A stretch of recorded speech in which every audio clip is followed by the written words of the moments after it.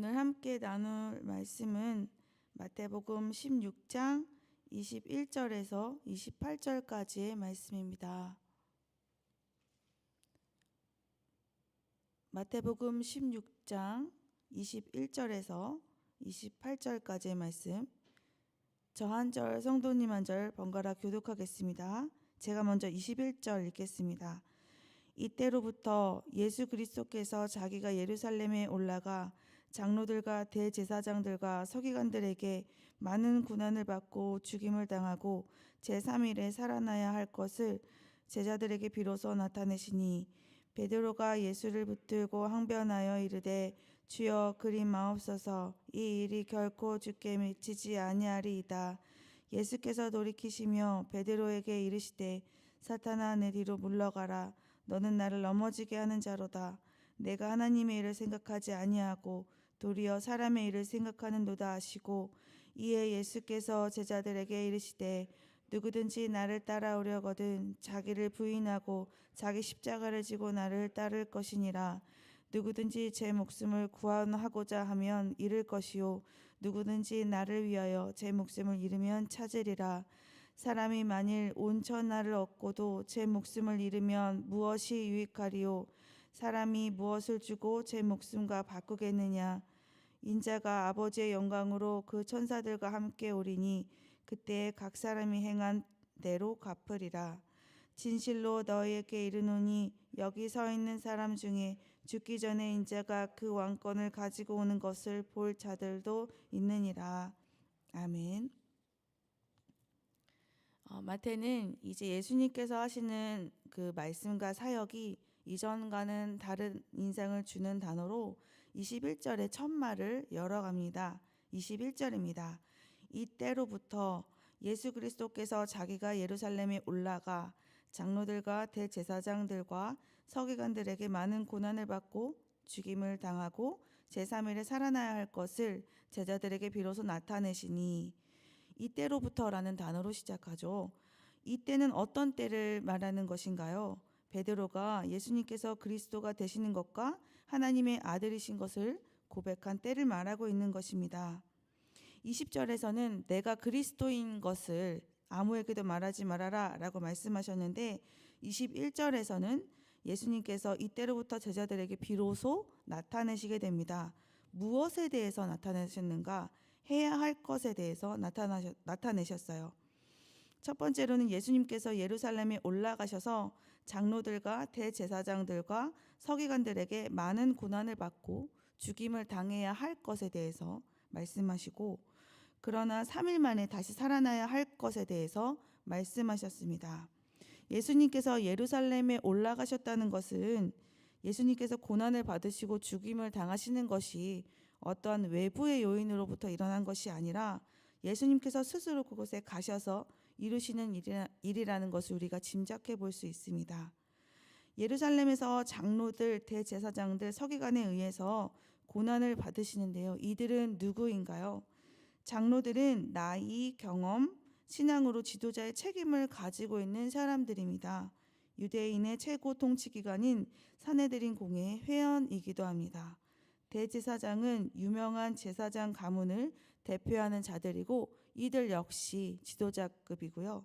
서기관들은 원래 글을 잘 쓰는 사람들인데 이들이 다루는 그 글이 성경이었기 때문에 이들 대부분은 전문적인 율법의 학자들입니다. 이들이 서로 연합하여서 예수님께 고난을 가하고 십자가에 못 박아 돌아가시게 만드는 것이죠. 예수님의 이 말씀을 들은 베드로는 이 내용을 받아들이지 못해요. 22절입니다. 베드로가 예수를 붙들고 항변하여 이르되 주여 그리 마옵소서, 이 일이 결코 주께 미치지 아니하리이다. 22절에 베드로가 예수님을 붙들고 항변하였다고 표현하고 있습니다. 세 번역은 베드로가 예수를 따로 붙들고 예수께 대들었다라고 표현하고 있어요. 바로 전에는 예수님이 나의 주님이 되시고 구원자가 되시며 예수님은 살아계신 하나님의 아들이시다라고 고백했던 베드로의 모습과는 사뭇 다른 모습입니다. 굉장히 강력하게 감정적으로 예수님의 말씀을 부정하고 있어요. 베드로는 지금 예수님께서 고난을 당하시고 이 십자가에 돌아가시는 상황을 받아들일 수가 없었던 것 같습니다. 사람들은 예수님을 이 세례 요한, 엘리야, 그리고 선지자와 같은 분으로 보았는데요. 그렇게 본 것에는 이유가 있었습니다. 세례 요한은 이 광야에서 주의 오실 길을 예비하며 외치는 자였습니다. 그는 회개에 합당한 열매를 맺으라고 사람들에게 외쳤어요.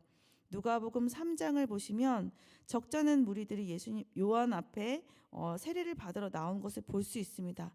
일반 백성들도 있었고 세리들도 있었고 심지어는 군인들도 있었어요. 세례 요한은 많은 군중의 지지를 받는 사람이었습니다. 또 엘리야는 어떤 선지자인가요?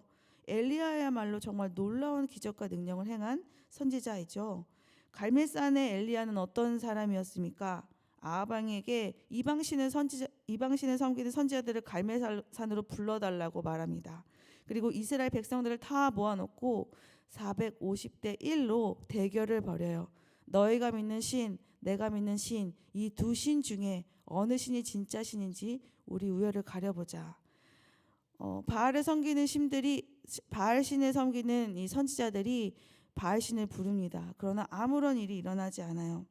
엘리야가 하나님께 기도드릴 때에는 그 제단 위에 물을 부어 두었었는데요.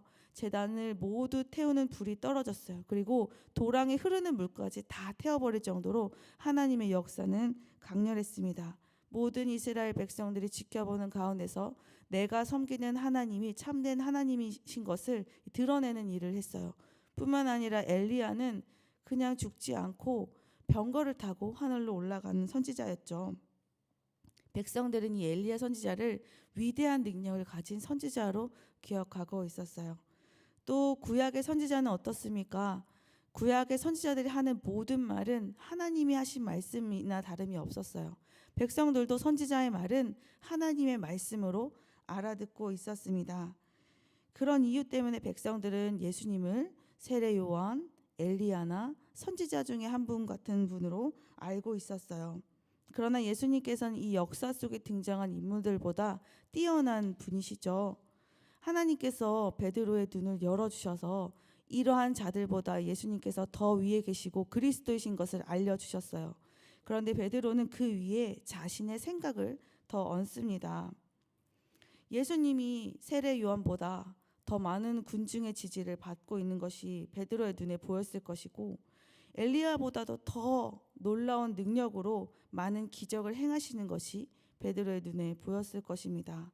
예수님의 가르침은 어떻습니까? 예수님께서 말씀하실 때마다 모든 무리가 놀라고 이전에 들었던 것과는 다른 말씀이다라는 그 평을 들었죠. 예수님의 말씀이 뛰어나다는 것도 베드로가 알고 있어요. 이 모든 면에서 뛰어나신 분인데 이런 분이 우리를 구원해 주시는 그리스도시라면 우리의 암담한 이 현실에서 구원해 주시고 로마의 압제자들로부터 우리를 구원해 주시고도 남을 분이신데 왜 예루살렘으로 올라가셔서 사람들에게 고통을 당하고 십자가에 돌아가시는가? 왜 이렇게 말씀하시는가? 베드로가 그렇게 생각했던 것이죠. 내가 생각했던 방식과 다른 방향으로 진행되는 것들을 용납할 수가 없었습니다. 예수님께서 다시 살아나신다는 그 말씀은 아예 베드로의 귀에는 들리지도 않았던 것 같습니다. 이런 베드로를 예수님께서 책망하십니다. 23절입니다.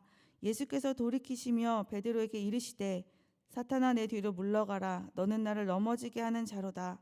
내가 하나님의 일을 생각하지 아니하고 도리어 사람의 일을 생각하는도다 하시고 20절에 그리스도이신 것을 아무에게도 말하지 말라라고 하신 것은 이 그리스도에 대한 잘못된 생각 때문이었습니다. 이러한 생각은 사단이 좋아하는 생각입니다. 마태복음 4장에는 세례를 받으신 후에 성령에게 이끌리시어 마귀에게 시험을 받으러 광야에 계신 예수님의 이야기가 나옵니다.